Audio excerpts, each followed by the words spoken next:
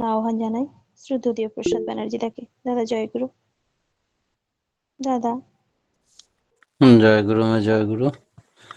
পরম প্রেমময় পরম দয়াল শ্রী শ্রী ঠাকুরের এতক্ষণ যারা নামামৃত সুধা পান করলেন, তাদের মানব জীবন শ্রেষ্ঠ জীবনের একমাত্র উদ্দেশ্য ঈশ্বর প্রাপ্তি, তা যেন এই জীবনেই সফল হয়, এই কাতর প্রার্থনা দয়ালের রাঙারাতুল চরণে। শ্রী শ্রী ঠাকুর জানালেন আমাদের আধ্যাত্মিকতার জগতে ঈশ্বর প্রাপ্তির ক্ষেত্রে ধর্ম কি, ধর্ম পালন করে কি হয়, না পালন করলে কি ক্ষতি হয়, একথা আমাদের প্রত্যেকেরই জানা দরকার।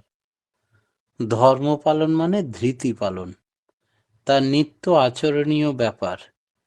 নিজে না করলে তো অপরকে করানো যাবে না। তাই ধর্ম মানে যা ধরে রাখে, being and becoming of existence is ধর্ম, যা সত্তাকে ধরে রাখে। তাই ধর্ম সব কিছুরই আছে।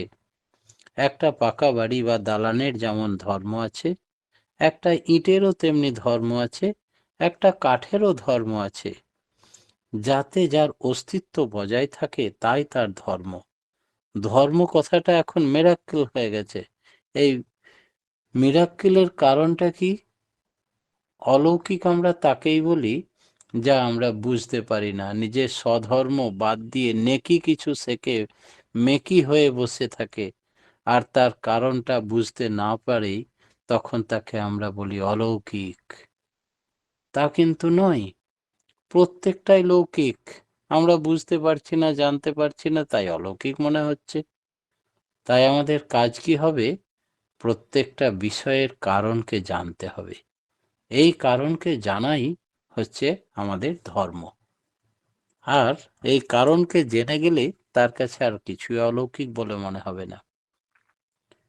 আমরা সেইটার পিছনে যদি একনিষ্ঠ নিষ্ঠা নিয়ে লেগে থাকি, তবে আমরা ঠিক বার করতে পারবো এর পিছনের কারণটা কি। আমরা এই জন্যে প্রাচীনকে বাদ দিয়ে নবীনের সৃষ্টি যেমন করতে হয়, তেমনি নবীনেরও উচিত প্রাচীনকে অবজ্ঞা করা নয়। প্রাচীনের উপরে বেশ করেই নবীন নতুনত্ব আবিষ্কার করে। সেই জন্যে ঐতিহ্যের সঙ্গে প্রাচীনকে গ্রহণ করো, তার উপরে কারুকার্য বা নতুনত্ব আরোপণ করো, তবেই অ্যাডজাস্টমেন্ট হবে। এই রকম নয় যে পুরনো যা সেকেলে যা সব বাদ, আর নতুন যা সবই গ্রহণীয়। কোনোটাই ঠিক নয়। ঠাকুর বলছেন প্রাচীনের মধ্যে দিয়েই নতুনকে আহ্বান করো, তাহলে আপডেট পাবে, তুমি সবটাই জানতে পারবে। আগের রূপ কি ছিল, কিভাবে বিবর্তিত বা পরিবর্তিত হয়েছে। যেমন উদাহরণ দিয়ে ঠাকুর বলছেন, যেমন মনে করো ক, ক, খ লেখা আমরা একেবারে বর্ণ পরিচয়ের বই থেকে শিখেছি, সেইভাবেই ক লিখি। কিন্তু এখন আধুনিক সন্তান সেই কটাকে উল্টে লিখছে। তাহলে তো আর কেউ বুঝতেই পারবে না যে এ আবার কি ধরনের ক। বরং সেই কয়ের একটা ডাঁট বাড়িয়ে দিল, একটা ঠোঁট বাড়িয়ে দিল, নিয়ে নতুনত্ব একটা কিছু সৃষ্টি করলো। তার মানে এই ক কে কিছু আধুনিক প্রসেস করলো, কিন্তু মূল ভিত্তিটা যে ওই ক থেকে এসেছে সেটাই যেন না বোঝা যায়, একটা অবুঝ কিছু, তাহলে ওটা আবার মিরাক্কেল হয়ে যাবে। এই মিরাক্কেল আমরা চাই না। অলৌকিক যেন মনে না হয়, যেন অস্তিত্ব, তার আদিম রূপ কোথা থেকে এসেছে এটা যেন বুঝতে পারি। সেই রকম আমরা এ বি সি ডি এই সমস্ত লেখাগুলোকে এমন করে অনেকে লিখি যে অক্ষরগুলোই হারিয়ে যায়। এরকমটা যেন না হয়। তাই জীবনকে অ্যাডজাস্ট করতে গেলে আগে প্রাচীনকে দৃঢ়ভাবে জানতে হবে, তার জ্ঞান রাখতে হবে। তার উপরে তুমি রংচং তুলি যাই চাপাও না কেন, যেন একেবারে অস্তিত্বের বুনিয়াদ লোপাট না হয়ে যায়। তাহলে অবদ্ধ একটা কিছু হবে, তখন আবার অলৌকিক মনে হবে। শ্রী শ্রী ঠাকুর বললেন সদ্গুরুর কাছে দীক্ষা নিতে হয়। সৎ মানে কি জানো? অস্তিত্বকে যিনি রক্ষা করে চলেন। আগে আমাদের রীতি ছিল 5 বছর বয়সে দীক্ষা নেওয়া, তারপর পৈতে হওয়ার পরে লোকসেবা করে চলতো। তো লোকসেবা মানে কি? সবার যাতে ভালো হয় তাই করা। তাতে গুরুর দরকার হবে কেন? অনেকেই তো লোকসেবা করে চলে, তাহলে গুরুর দরকার কোথায়? শ্রী শ্রী ঠাকুর বললেন, এই করার পদ্ধতিটা সকলের জানা থাকে না, তাই ওই লোক সেবা করতে গিয়ে ভুল সেবা করে ফেলে, তাই ভালো না হয়ে খারাপ হয়ে থাকে। কিরকম জানেন? এই দীক্ষার ভিতর দিয়ে যে এডুকেশন হয়, শিক্ষা হয়, তার ফলে মানুষ প্রকৃত শিক্ষায় শিক্ষিত হতে পারে। কোনটা আমার সঠিক, আমার ফেভারেবল অনুকূলে যাবে, আর কোনটা আমার ফেভারেবল নয়, প্রতিকূলে যাবে, এই বোধই মানুষ বুঝতে পারে না, তাই সে লাভবান না হয়ে ক্ষতিগ্রস্ত হয়। আমি আমার ব্যক্তিগত জীবনের একটা উদাহরণ দিয়ে বলতে পারি। আমি তখন খুব দক্ষিণেশ্বরের ভক্ত। ঠাকুর রামকৃষ্ণ দেবের দয়াতে আমার দীক্ষা, তাই দক্ষিণেশ্বর মন্দির থেকে বেরিয়েছি। ব্রিজে ওঠার আগে একটি শতছিন্ন বস্ত্রওয়ালা ভিখারি, রুগ্ন শুকনো দুর্দশাগ্রস্ত, সে এসে আমার সম্মুখে করজোড়ে বলল, বাবু আমি খাইনি, কয়েকদিন থেকে অভুক্ত আছি।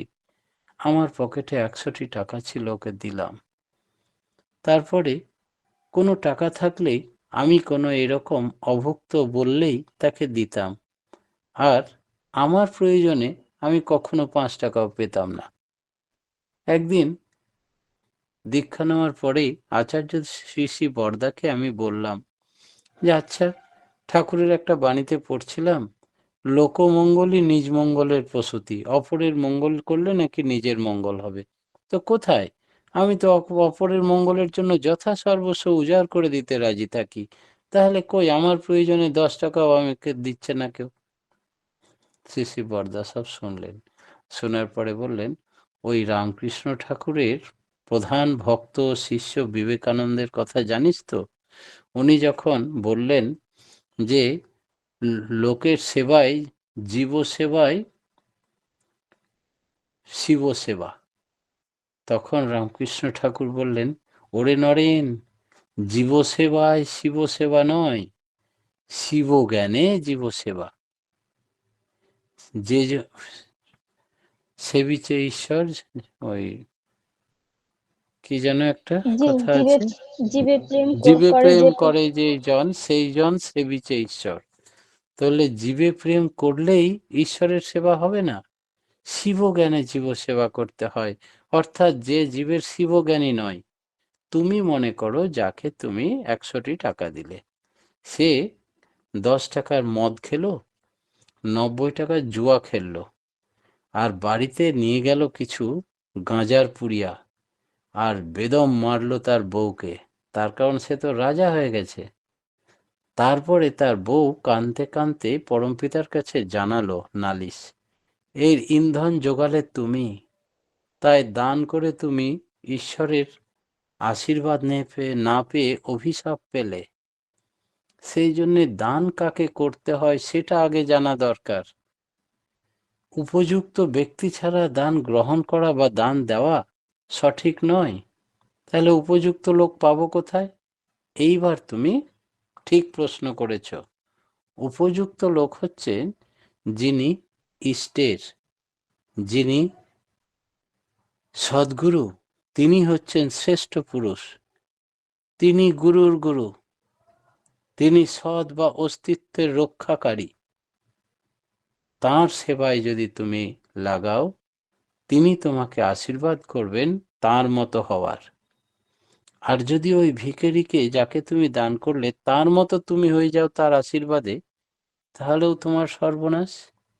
সেই জন্য সব দিক দিয়ে তোমার থেকে শ্রেষ্ঠ ব্যক্তি, যার পকেটে 10 টাকা আছে, সে 10 টাকার বেশি 20 টাকা দিতে পারবে না। তাই তিনি সব দিক দিয়ে যোগ্য হলে তবেই তোমাকে যোগ্য হও আশীর্বাদ করতে পারবেন। আর তারই যোগ্যতা নেই, আর তুমি তাকে সব দান করলে, তাহলে সে তার মতো হওয়ার জন্য নিজের থেকে বেটার টাইটেল কেউ কাউকে দিতে পারে না। লর্ড কেইন্সের ইকোনমিক্সের একটা থিওরি আছে। তাই সে তার মতো খুব জোর আশীর্বাদ করে আমাকে পুষ্ট করে তুলতে পারে। আমি তো তার মতো হতে চাই না। সেই জন্য তাকে না জেনে বুঝে আমি তাকে কিছু অর্থ দিলে আমার লাভ হবে, ক্ষতি হবে, ভালো হবে না। তাহলে আমাকে এই আচরণটি শেখালেন কে? আচার্য। তাই আমরা প্রত্যেক সৎসঙ্গী গুরু ভাইরা প্রত্যেক দিন সকালে উঠে সদ্গুরু বা ব্রাহ্মণকে যে প্রত্যেক দিন কাঞ্চন বা কাঞ্চন মূল্য দান করে, সে পঞ্চযজ্ঞের ফল লাভের অধিকারী হয় ভাগবত। একথা ভাগবতে উল্লেখ আছে। তাই সৎসঙ্গীদের ভাগ্যের দরজা খুলে যায় কিছুদিন নিয়মিত ইষ্টভীতি করলেই। আবার শ্রী শ্রী ঠাকুর বলছেন যে আমরা সকলেই এই সদ্গুরুর দীক্ষা নিলে লাভবান হই। সেই জন্যে অনেকে বলে বুড়ো বয়সে ধর্ম করব, সে কথা ঠিক নয়। যে বয়সেই ধর্ম গ্রহণ করবে, সদ্গুরুকে গ্রহণ করবে, সেই বয়সেই তোমার শিক্ষা কিছু না কিছু হবেই। তিনি হাতে কলমে শিখিয়ে দেন, সেই জন্যে আচার্য সঙ্গ করতে হয়।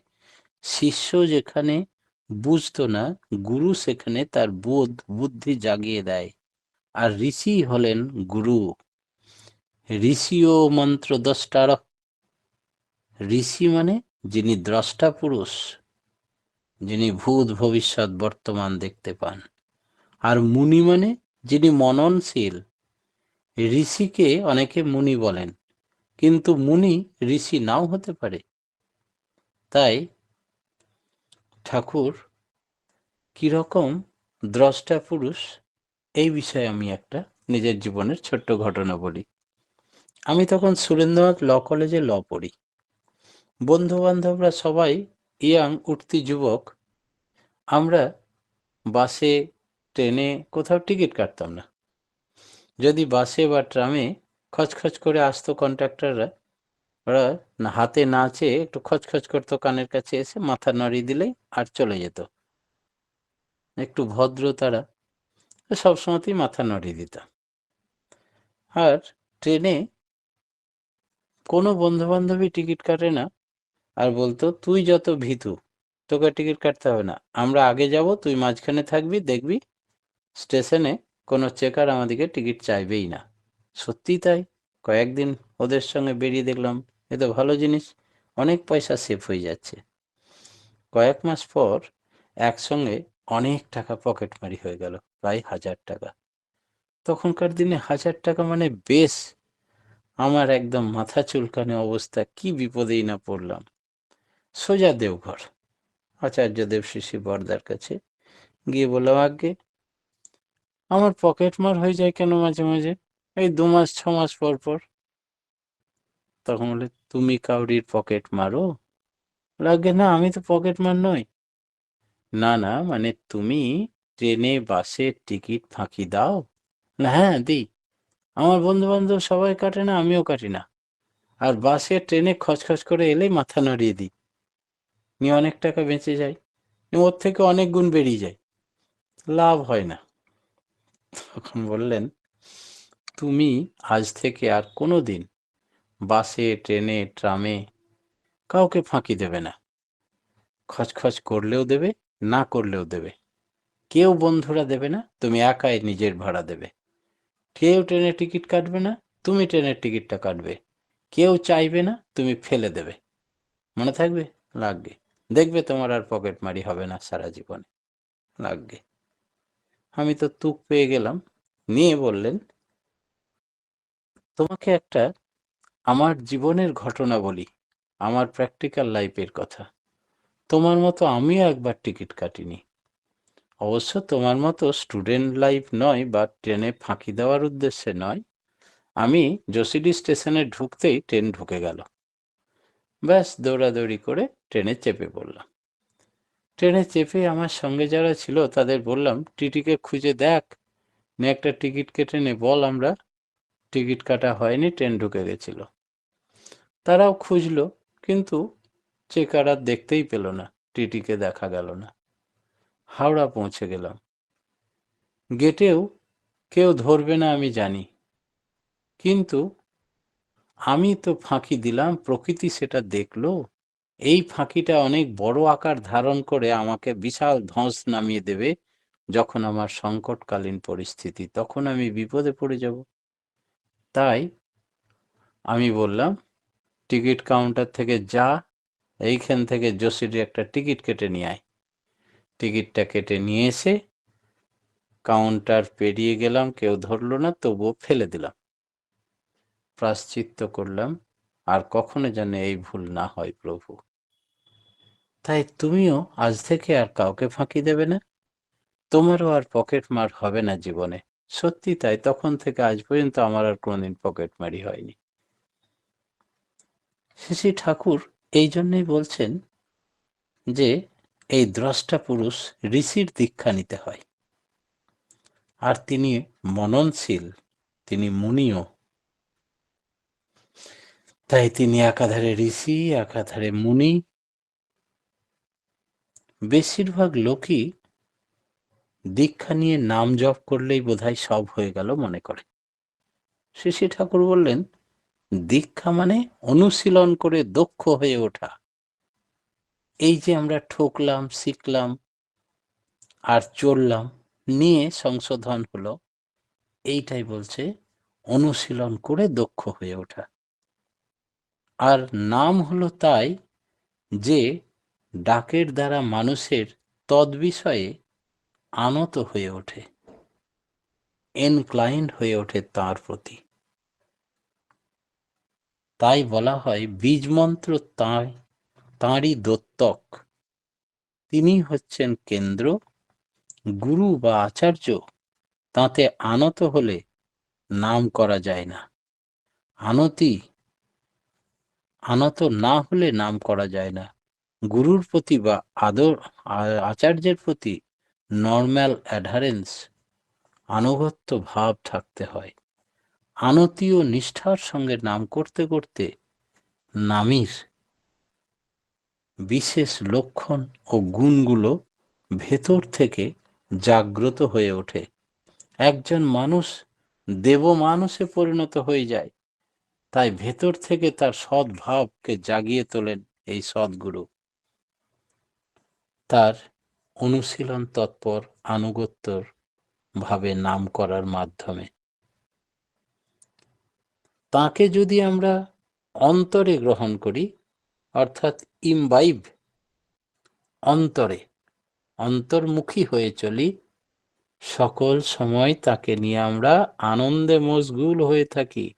তিনি আমার ত্রিকুটে সদা হাস্যময় উজ্জ্বল নক্ষত্রের মতো জ্যোতির্ময় রূপ নিয়ে আমাকে দেখছেন আর হাসছেন, আর আমি অন্তর্দৃষ্টি দিয়ে তাকে দেখছি আর অনুভব করে আমিও আনন্দ উপভোগ করছি। এই করতে করতে মানুষের ভেতরে যে বদগুণগুলো ছিল, আবর্জনাগুলো, সেগুলো ভেঙে চুরে সব ঠিক হয়ে যায়, সব সদ্গুণের আবির্ভাব হয়ে যায়। একেই বলে মানুষের দৈবী ভাব বা দেব মানুষে পরিণত হওয়া। অবতার পুরুষরা সকলেই এক, তা আমরা বুঝবো কি করে? অবতার পুরুষরা যেখানেই আসুন, যে নামেই আসুন, যে ধামেই আসুন, যে মা বাবাকে কেন্দ্র করে যে ঠিকানাতেই আসুন, তাদের রকম সকম একই। তারা সবসময় ওই বৈশিষ্ট্য পালি আপরিয়মান, প্রত্যেকের মঙ্গল, প্রত্যেকের ভালো হোক, প্রত্যেকের বিয়ে থা গণ্ডগোল না হোক, সকলের কল্যাণ ভাবে চলুক, সকলের পরিপূরণ হয়ে চলুক, এমন being and becoming of existence is ধর্ম, এই শিক্ষাই দিয়ে থাকে এই লোকপালি, লোকশিক্ষক। এই থেকে বোঝা যাবে যে সমস্ত অবতারই এক। দেহ এবং আত্মার মধ্যে পার্থক্য কোথায় ঠাকুর? ঠাকুর বললেন, আত্মা হলো অধাতু, মানে সতত গমন, তার বোধ হয় দেহের মধ্য দিয়ে। আমার ভিতর যে জীবনী শক্তি আছে, ভাইটাল পাওয়ার বা এনার্জি, যা আমার বিধানের ভিতর দিয়ে সঞ্চারিত হয়ে আমাকে সঞ্জীবিত করে রাখে, তাই হলো আত্মা। পরম প্রেমময় শ্রী ঠাকুরের রাঙায়াতুল চরণে আজকের মতো আমার ক্ষুদ্র বক্তব্য এখানেই শেষ করলাম। জয় গুরু। জয় গুরু দাদা। আমরা আজকে খুব সুন্দর আলোচনা শুনলাম যে ধর্ম কি, ধর্ম পালন করলে কি হয় তার আলোচনা করলেন। ধর্ম পালন মানে ধৃতি পালন, যা সত্তাকে ধরে রাখে। বিষয়ের কারণকে জানাই ধর্ম। প্রাচীনের মধ্য দিয়ে নতুনকে গ্রহণ করতে হয়, সদ্গুরুর কাছে দীক্ষা নিতে হয়। লোক সেবার জন্য দীক্ষার প্রয়োজন। শিব জ্ঞানে জীব সেবা করতে হয়। উপযুক্ত ব্যক্তি ছাড়া দান করা উচিত নয়, শ্রেষ্ঠ ব্যক্তিকে দান করতে হয়। আচার্য আচরণ করে শেখান, যিনি দ্রষ্টা পুরুষ, আমাদের দেখিয়ে দেন আমাদের কেমন করে চলা উচিত। দ্রষ্টা পুরুষ হলেন মুনি। দীক্ষা মানে অনুসরণ করে দক্ষ হয়ে ওঠা, নাম হলো তাই তার প্রতি আনত হওয়া। আর সদ্গুরু আমাদের সত্তার জাগরণ ঘটান যদি আমরা তাকে অনুসরণ করে চলি।